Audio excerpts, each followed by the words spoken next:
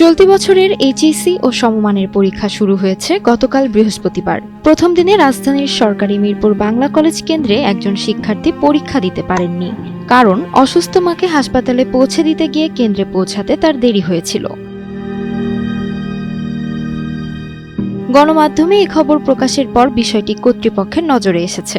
শুক্রবার প্রধান উপদেষ্টার ভেরিফাইড ফেসবুক এক পোস্টে এ তথ্য জানানো হয়েছে। ফেসবুক পোস্টে বলা হয়, শিক্ষা উপদেষ্টা সিআর আবরার এ বিষয়ে বলেছেন, মানবিক বিবেচনায় ওই পরীক্ষার্থীর বিষয়টি গুরুত্বের সঙ্গে দেখা হচ্ছে।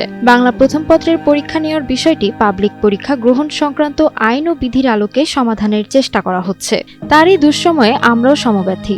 এই পরীক্ষার্থীকে উদ্বিগ্ন না হওয়ার অনুরোধ জানাচ্ছি। কর্তৃপক্ষ আশা করছে দ্রুতই এই সমস্যার একটি মানবিক সমাধান খুঁজে পাওয়া যাবে। তাহিয়া তাজ, এনটিভি অনলাইন।